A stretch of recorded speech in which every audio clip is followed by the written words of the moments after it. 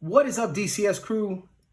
Let's go ahead and show that a little bit closer, and that way you can see the logo a little bit better, but not like you need to. It's not like it's small, not like small knives like the Baby Banter right here from Ben Petersen and Civivi. They've collaborated and made an even smaller form factor than the WE Banter. This is sitting less than 5.5 inches overall length, Nitro-V steel.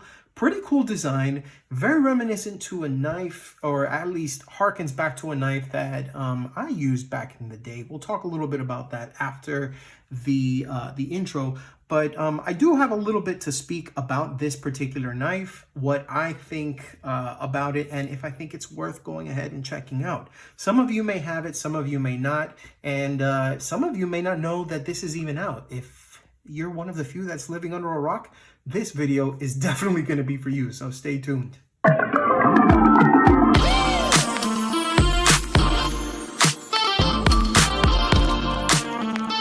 What is up, guys? Thank you so much for tuning in. Today we're going to go ahead and check out Ben Petersen's new knife, the Baby Banter. Now, this particular version is one of 4 variants that are currently out right now. They do all have Nitro-V steel. They do all have a deep carry clip. 3 of them come with the dark blade, which is basically a black stonewash Nitro-V blade, and one does not. It actually comes with a standard gray, I guess you could say, stonewash blade. This weighs less than 2 ounces at, if I'm not mistaken, it said 1.99 ounces when I did a quick look at the fact sheet. And this overall length is just under 5.5 inches. The deep carry clip is tipped for left and right hand carry, and all of the hardware, including the blade, is black.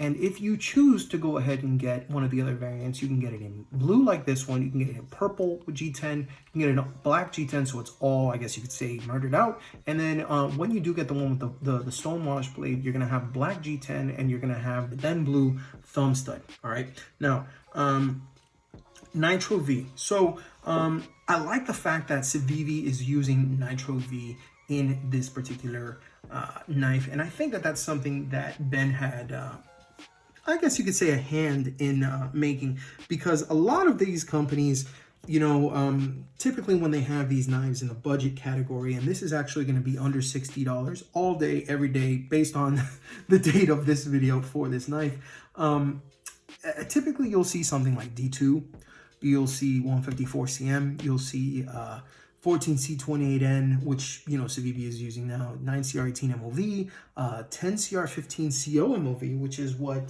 they are using in some of their other releases for a stainless blade, like the Hadros right here that uses it.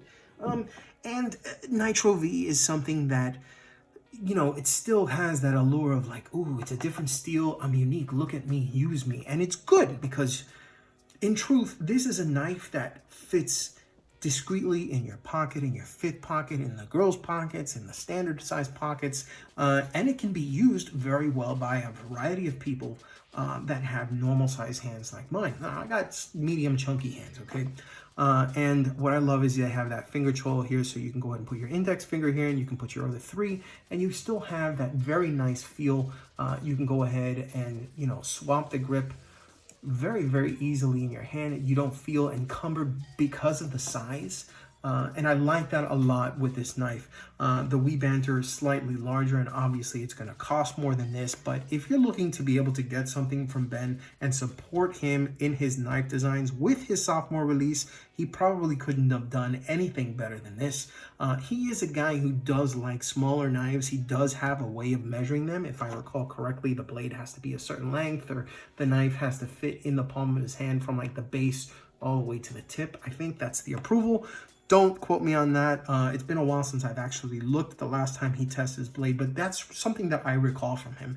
And when I look at this, to be completely honest, I could be wrong, but the vibe that I get is that he wanted something that was very similar in style, but not copying something like that of the Spyderco Dragonfly. Okay, I don't have mine here because I actually gifted it to my neighbor's son, who just became of age and wanted to go ahead and start using knives to EDC.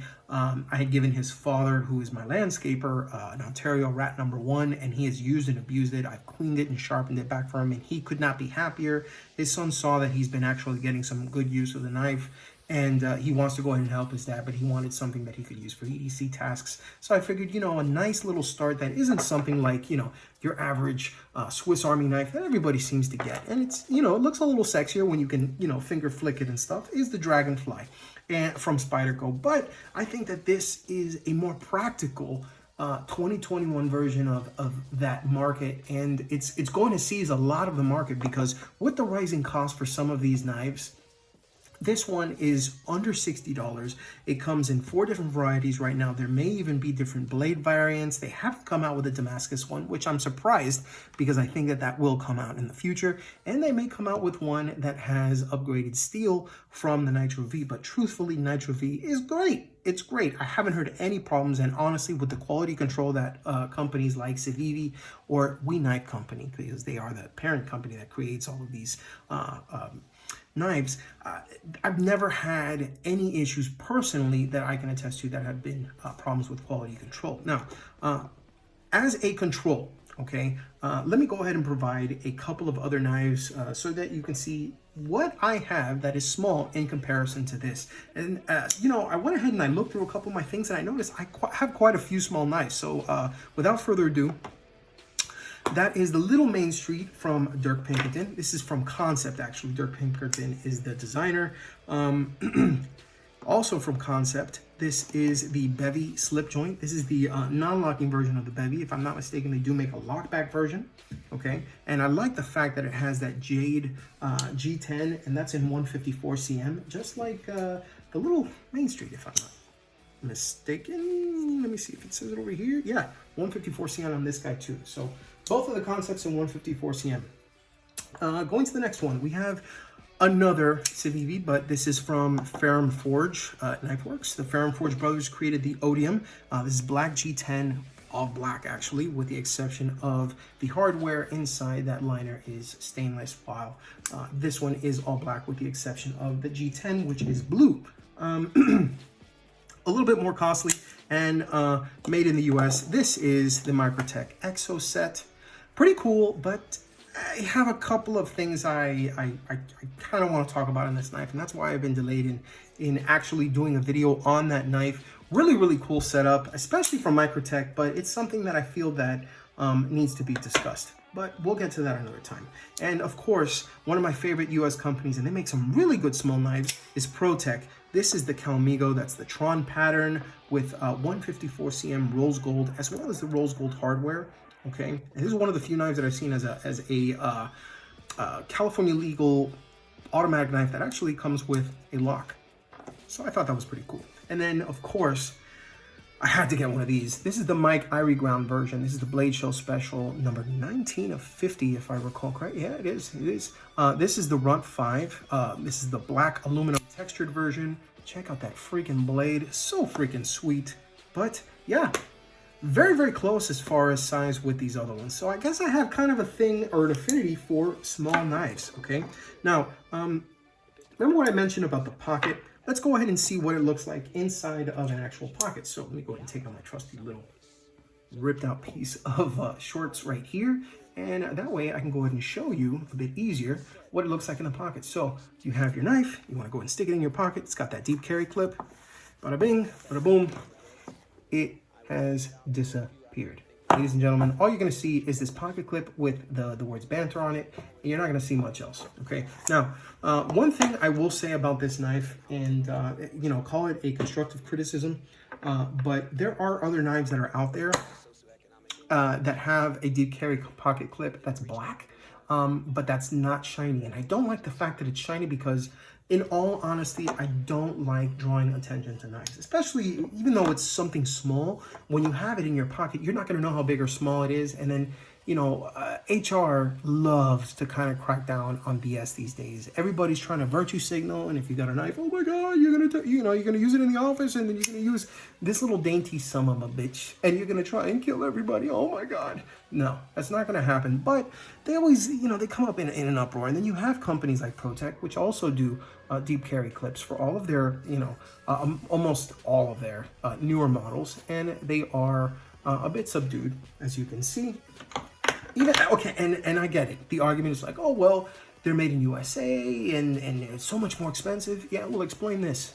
Explain this, guys. This is a black stone-washed clip, deep carry clip, from a knife that came out eons ago. This is the Kershaw Shuffle. I didn't include it, but it's slightly bigger than this. And it does have a deep carry clip that is not really glossy. So that's the one thing that I can take away from this knife that I think that I would change. I would make this a little bit more subdued. Hell, I'd even try to go ahead and stonewash it like the blade itself that has that black stonewash. But the truth is, that may actually drive up the cost, because obviously you have to have specific clips for this particular knife, and I don't think they want to do that. And plus, you know, the banter part wouldn't show, so I guess you got to take it with what, you know, whatever you can get. And yeah, so that's it. Other than that, you know, at less than 2 ounces, it does have full liners. It does not have skeletonized liners. You really don't need to. Guys, this thing is less than 2 ounces. You really don't need to do that. But that said, do I like it? Yes, I actually do like it. I'm not the biggest fan of dark blades, even though I seem to have a few quite often. In fact, this was today's EDC. This was a Benchmade Casbah, by the way, in all black.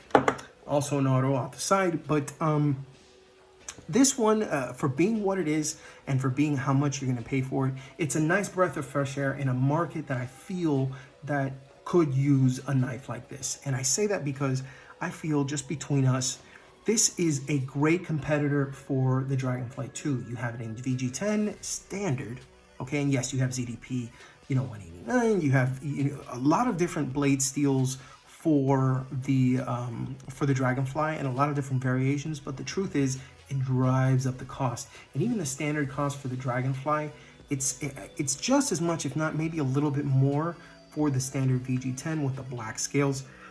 With this one, you can get different versions. You can get an all black version. You can get this version. You can get the one with purple G10, or you can get a black G10 scale with the stonewashed Nitro-V blade for less than $60 at pretty much any retailer you find this at. Blade HQ included, because obviously, you know, Ben is going to make sure that this is at Blade HQ, guys. It just is what it is.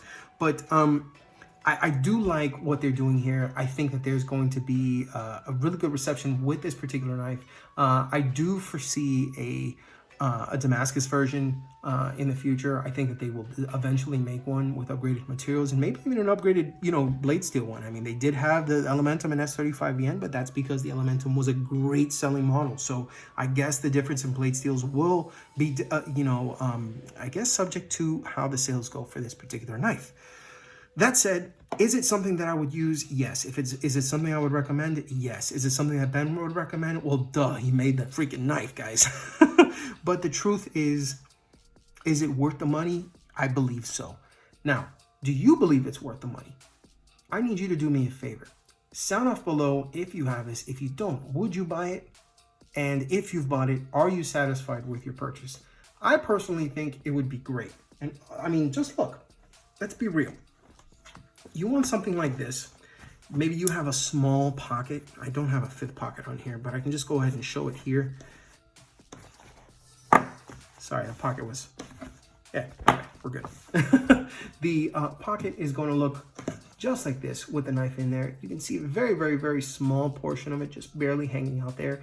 And it's a nice knife. I mean, you know, when you have to take it out and deploy it, even if you have medium-sized hands, you're going to be able to go ahead and use this extremely well. It's only if you have really, really large hands that you may have a problem with getting 4 fingers on the actual knife, but it does have this lanyard hole to be able to go ahead and extend a little bit and add a little bit something, maybe some paracord for you to be able to use it. So that being said, guys, this is a cool little knife. I think Civivi is going in the right direction with this. I think Ben had a really nice design. It's a great sophomore design compared to, you know, the WE Banter, which is a little bit more money. I think that this is going to hit the price point for a lot more people to be able to get this in their pocket, and I think that they did a really great job. Let me know what you think again in the comments, and just remember, guys, if you have any questions, feel free to email me at dailycaresolutions@gmail.com. If you want to go ahead and see some of my more updated videos, be sure to hit like and subscribe, and that way you will be notified every time I go ahead and provide content, which is at least once a week. And yeah, if you have any questions, again, email or my Instagram at dailycaresolutions. So that being said, just remember, whether it's the Banter, you know, the Shuffle, Calamigo, I mean, Run 5, the Exo set, or any one of the other knives that I showed today, just remember, if you EDC, think of DCS. You guys have been great. I will see you guys next time, but in the meantime, check out some of my other videos that you can see right here. Take care, guys. See you next time. Peace.